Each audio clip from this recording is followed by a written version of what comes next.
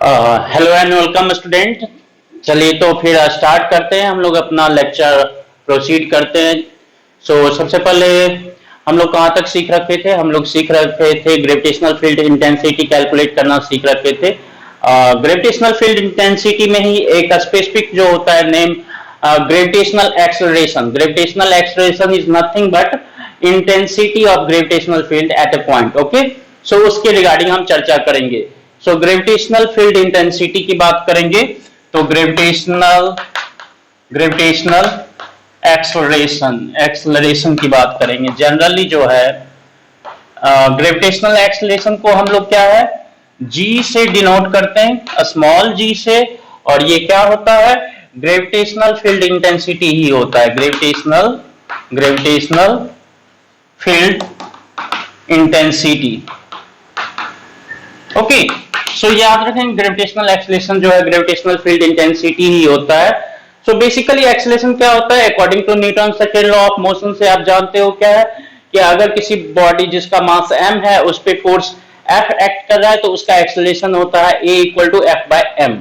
सो वैसा ही अगर फोर्स जो है ग्रेविटेशनल फोर्स है तो m मास के बॉडी पे अगर F जो है ग्रेविटेशनल फोर्स एक्ट कर रहा है तो उस पे ग्रेविटेशनल एक्सेलरेशन जो होगा वो F/m हो जाएगा। सो ये याद रखेंगे। ग्रेविटेशनल फोर्स की बात करेंगे G = क्या होगा F/m याद रखेंगे। यहाँ पे Fg डिनोट कर देते। Fg क्या होगा ग्रेविटेशनल फोर्स, और m क्या हो जाएगा mass of body. Okay, so basically जो है ये G का value near surface of earth, near surface of earth और on the surface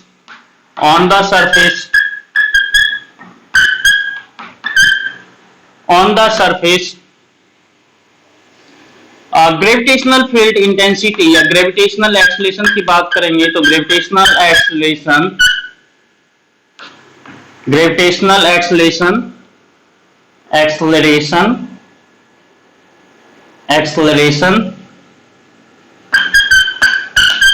is defined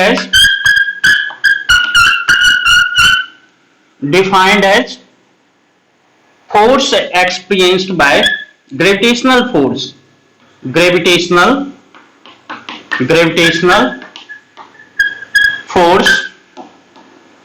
experienced by a body of unit mass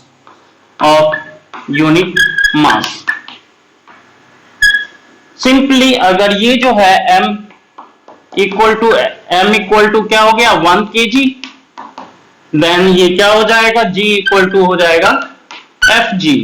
so G का value क्या हो जाएगा G = Fg हो जाएगा, और G इसकी बात करेंगे तो ये मैग्नीट्यूड में Fg के इक्वल हो जाएगा और यूनिट हो जाएगा F का क्या होता है फोर्स का होता है न्यूटन, मास का होता है केजी, तो न्यूटन पर केजी, और इसको ही आप क्या लिखते हो मीटर पर सेकेंड स्क्वायर। तो ग्रेविटेशनल फील्ड इंटेंसिटी का ऐसा यूनिट की बात करेंगे तो न्यूटन पर केजी के हिसाब से भी आप ध्यान रखेंगे, और मीटर पर सेकेंड स्क्वायर भी होता है, इसकी भी बात करेंगे। इसके रिगार्डिंग और भी कर सकते हैं कि मान लो कि ये जो है कोई बॉडी फ्री फॉल जैसे हो रहा है इस तरह से, और कोई फोर्स नहीं लग रहा है, सिर्फ फ्री फॉल हो रहा है। ओके, तो इस तरह से अगर फ्री फॉल हो रहा है तो इस केस में क्या होगा कि इसका जो एक्सेलरेशन होगा ओनली ड्यू टू ग्रेविटी होगा। सो ये कह सकते हो ग्रेविटेशनल एक्सेलरेशन की बात करेंगे G का, तो G क्या होता है it is acceleration of body falling freely under action of gravity only। Okay, so इसको आप ध्यान रखेंगे। हो गया ग्रेविटेशनल फील्ड इंटेंसिटी या ग्रेविटेशनल एक्सेलरेशन G की बात करते थे, ये क्या है ग्रेविटेशनल फील्ड इंटेंसिटी ही है किसी बॉडी के ग्रेविटेशनल फील्ड में, वहां पे जी कैलकुलेट करते हैं हम लोग, जनरली अर्थ के केस में हम लेते हैं। Okay, so gravitational field intensity होता है, इसको डिफाइन कैसे करेंगे? फोर्स एक्सपीरियंस्ड बाय बॉडी पर यूनिट मास। ओके, ग्रेविटेशनल फोर्स पर यूनिट मास को हम ग्रेविटेशनल फील्ड इंटेंसिटी बताएंगे। ठीक है, so generally near the surface of अर्थ जो होता है, इसका value near surface of earth और on the surface of earth near sea level पे g का वैल्यू जो होता है 9.81 metre per second square, 9.81 metre per second square होता है। अब अगर आप अर्थ के अंदर होल बना के उसके अंदर जाओ, माइंस में जाओ या फिर हाइट पे जाओ, ओके, उसके एटमॉस्फेयर में, तो दोनों जगह क्या हो जाएगा, ये डिक्रीज करेगा। क्यों डिक्रीज करता है, कैसे डिक्रीज करता है, उसके रिगार्डिंग हम अभी इस पे डिस्कशन करेंगे। सो यहां तक होपफुली आप समझ गए होंगे। एक बार पॉज करके आप पढ़ लीजिए इसको अच्छे से। सिंपली क्या होगा, एक्सेलरेशन ड्यू टू ग्रेविटी जो होता है, gravitational force experienced by per unit mass is acceleration due to gravity हो जाएगा। नियर सरफेस ऑफ अर्थ और on the surface of earth gravitational acceleration is defined as gravitational force experienced by a body of unit mass. अगर m equal to 1 kg है तो g का value क्या हो जाएगा, fg के इक्वल हो जाएगा। न्यूटन पर केजी भी डिफाइन कर सकते हैं उसको, और मीटर पर सेकेंड स्क्वायर भी डिफाइन कर सकते हैं। g क्या होगा, it is acceleration of body due to, it is acceleration of body falling freely under action of gravity only। Okay, दूसरे वर्ड में आप वैसा भी बोल सकते हो, नियर सरफेस ऑफ अर्थ और on the surface of earth near sea level.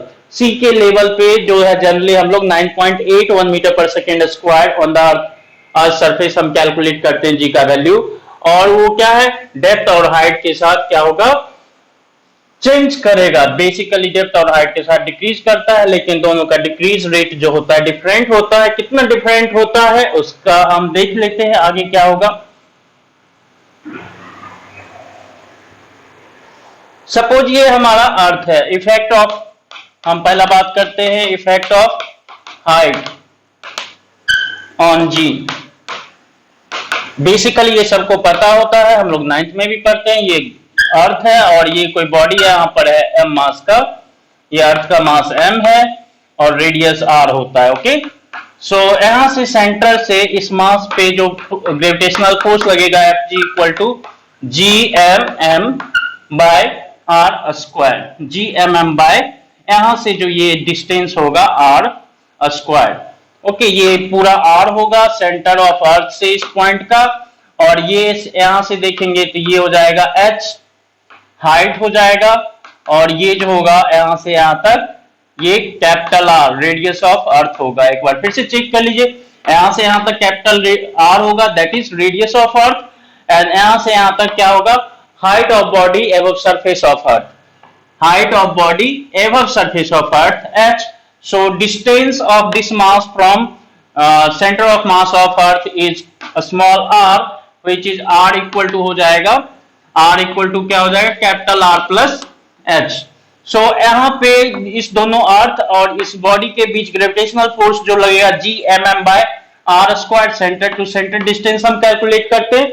आप इसको ही लिख सकते हो gmm by r plus h का स्क्वायर। r क्या होता है, रेडियस ऑफ अर्थ, h जो होता है हाइट, इसके साथ याद रखेंगे above surface of earth, above surface of अर्थ।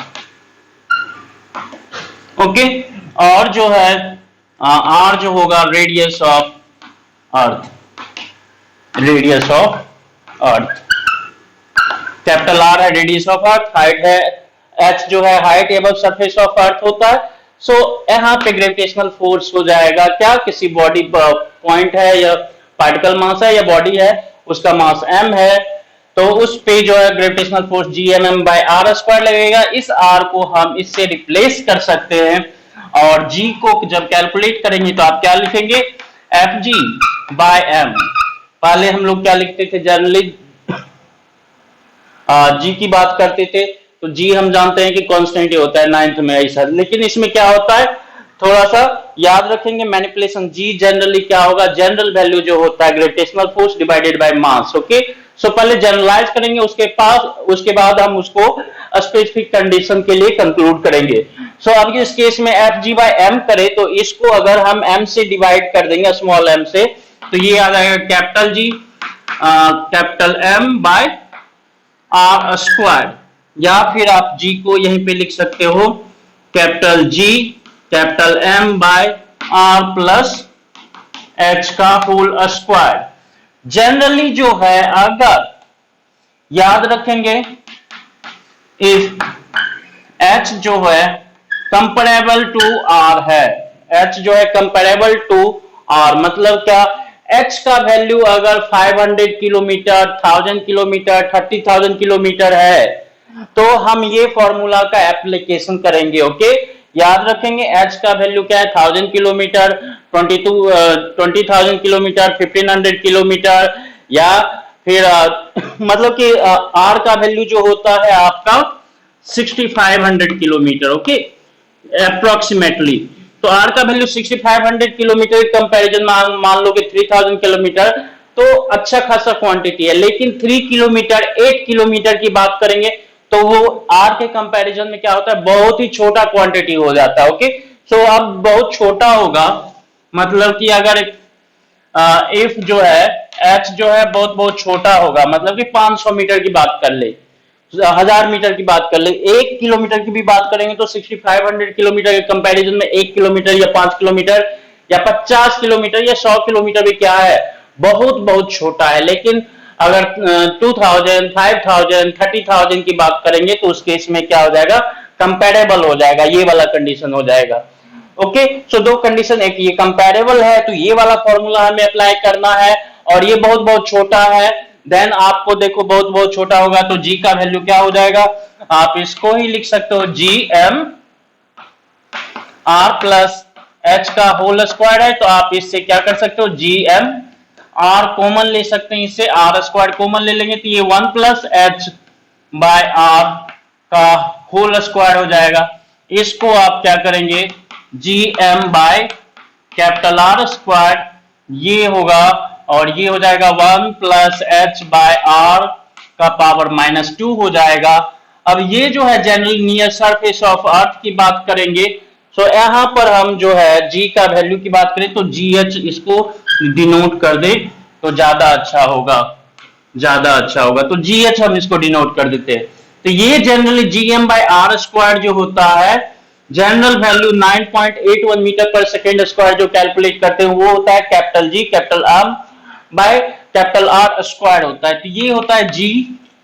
अब जी जहां पे 9.81 मीटर पर सेकेंड स्क्वायर होगा, यहां पर देखो अकॉर्डिंग टू बाइनोमियल एक्सपेंशन करेंगे इसका, तो इसका वैल्यू जो हो जाएगा 1 प्लस, आप जानते होंगे कि 1 प्लस एक्स का पावर n होता है, और x अगर बहुत बहुत छोटा होता है तो इसका वैल्यू जो हो जाता है 1 प्लस एन एक्स हो जाता है। जो भी होगा n का वैल्यू x के साथ मल्टीप्लाई करके टोटल वैल्यू आ जाएगा। ओके, इसको आप जानते हो, ये जो है इतना हो जाता है अगर x जो है बहुत बहुत छोटा है 1 से। तो इसलिए हम अगर ये बहुत बहुत छोटा होगा 1 से, क्योंकि अगर h जो है बहुत बहुत छोटा है r से, तो h बाय r की बात करेंगे तो ये बहुत बहुत छोटा हो जाएगा 1 से, और ये जो हो जाएगा 1 प्लस एक्स का पावर n जो होता है 1 प्लस एन एक्स हो जाता है, तो 1 प्लस -2 इंटू एक्स, तो -2x हो जाएगा, तो -2h बाय r हो जाएगा। सो याद रखेंगे इसको, क्या इफ जो है h जो है very very less than r, then हम ये वाला फॉर्मूला यूज करते हैं। अगर कंपेरेबल टू r है देन ये वाला फॉर्मूला यूज करेंगे। एंड जनरल जो है g कुछ भी मेंशन नहीं है तो g का वैल्यू जो होता है g इक्वल टू याद रखेंगे capital G capital M by capital R।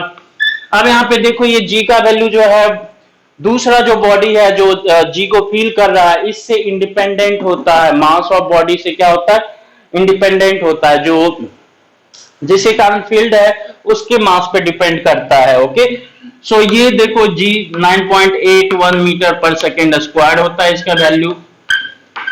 सो आप ये समझ गए, मतलब कि उस इंक्रीज इन हाइट की बात करेंगे तो वैल्यू ऑफ जी क्या होता है, डिक्रीज करता है। यहाँ पे देखो अगर एच इंक्रीज किया तो ये ओवरऑल टर्म क्या होगा, डिक्रीज करेगा, और ये वैल्यू क्या होगा, डिक्रीज करेगा। सो आप यहाँ पे ही याद रखेंगे, नोट कर लेंगे, एक बार पॉज करके इसको अच्छे से चेक कर सकते हो, अपने आप से रिपीट करके लिख सकते हो। सो याद रखेंगे इसको।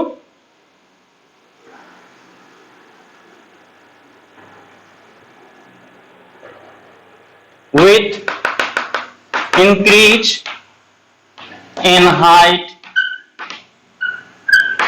G decreases. ओके, सो ये याद रखेंगे, with increase in height H, G क्या होता है, डिक्रीज करता है। सो इसको हम आगे प्रोसीड करते हैं, ये समझ गए। कैलकुलेशन क्वेश्चन का हम देखेंगे बाद में, बस ये फॉर्मूला याद रखेंगे। अब तो ये हाइट का हो गया, अब डेप्थ की बात कर लेते हैं। डेप्थ, ओके, सो डेप्थ में क्या है कि मैंने बताया था कि ये मान लो कि हमारा अर्थ है, और इसमें आपने क्या किया, यहां पर आपने एक गड्ढा खोदा और यहां पे आ गए आप। सो गड्ढा हमने खोदा, डी हमने डेप्थ, डी डेप्थ का हमने क्या किया, एक होल हमने डिग किया inside surface of Earth. Then हम को यहां से जो ये डिस्टेंस हो जाएगा, ये क्या हो जाएगा, ये आपको पता है, ये हो जाएगा आपका r माइनस डी हो जाएगा, r माइनस डी। अब यहां पर आपने यहां पर देखोगे तो ये क्या हो जाएगा, ग्रेविटेशनल फोर्स की बात करेंगे। हम कैसे कैलकुलेट करते हैं जी का value, gravitational force divided by body of mass m। तो ये m मास का है बॉडी, ये अर्थ का मास होगा capital M, radius capital R हो जाएगा। तो एफ जी जो होगा ग्रेविटेशनल फोर्स हो जाएगा capital G capital M capital small m G M M by R square. R का वैल्यू जो होता है, R का वैल्यू की बात करेंगे तो ये हो जाएगा capital R minus D.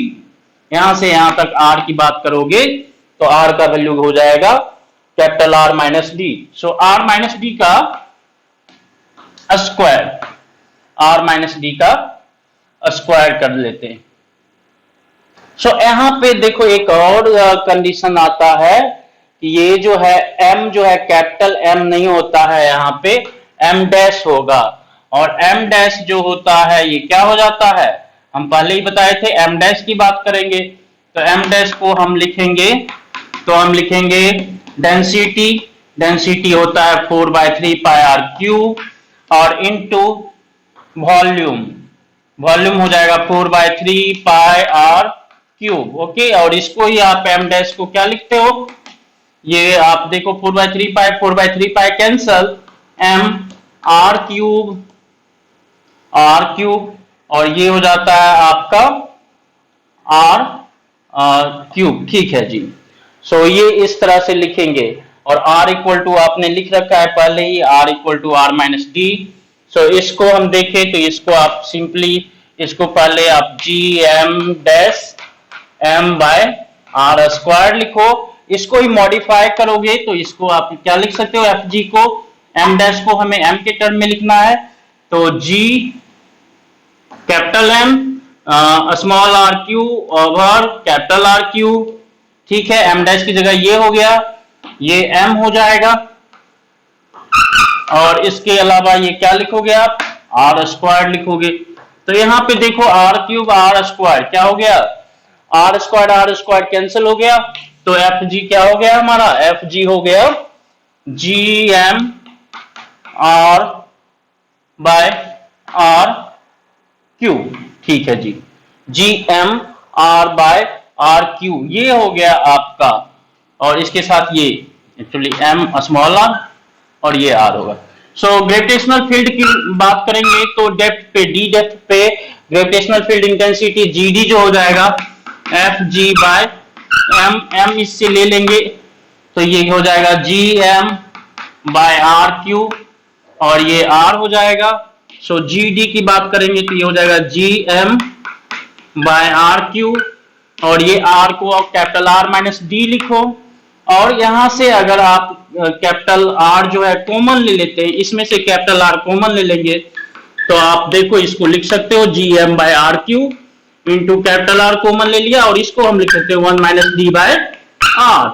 So इसको हम देखो, एक आर ऊपर है और नीचे 3 आर क्यूब है, तो एक आर कैंसिल हो जाएगा पावर, तो नीचे बचेगा क्या आपका जी डी इक्वल टू हो जाएगा आपका, जी डी इक्वल टू हो जाएगा G M by R square, G M by R square 1 minus D by R, 1 minus D by R, 1 minus D by R. Okay, so इसको आप याद रखेंगे, इसको आप याद रखेंगे। सो इस केस में देखो डेप्थ के साथ भी गए तो क्या हो गया, डेप्थ अगर इंक्रीज किया तो ये वैल्यू डिक्रीज हो जाएगा, ओवरऑल ये वैल्यू क्या हो जाएगा, डिक्रीज हो जाएगा, ये वैल्यू डिक्रीज हुआ तो ओवरऑल ये वैल्यू क्या हो गया, डिक्रीज कर जाएगा। सो जी डी की बात करेंगे, यहाँ पे जी डी जो हो जाएगा वो क्या हो जाएगा, जी ये क्या होता है, gravitational field intensity near surface of earth, और ये जो है अगर आप गड्ढे खोद के जाएंगे नीचे तो उस केस में भी ये क्या होगा, डिक्रीज करेगा। बट अब यहाँ पे क्वेश्चन आता है क्या, कि अगर मान लो कि आप 500 मीटर नीचे गए और 500 मीटर ऊपर गए, तो क्या दोनों जगह क्या है, दोनों डायरेक्शन में सेम रेट से डिक्रीज हो रहा है, नहीं। ओके, दोनों डायरेक्शन में सेम रेट से डिक्रीज नहीं हो रहा है, ठीक है बच्चे। सो इसको आप याद रखेंगे, दोनों डायरेक्शन में जो है सेम रेट से डिक्रीज नहीं हो रहा है। इसमें हाइट में क्या होगा, ज्यादा डिक्रीज करेगा। एक सेकेंड इसको हम पॉज कर देते हैं, लाइट कर गया है।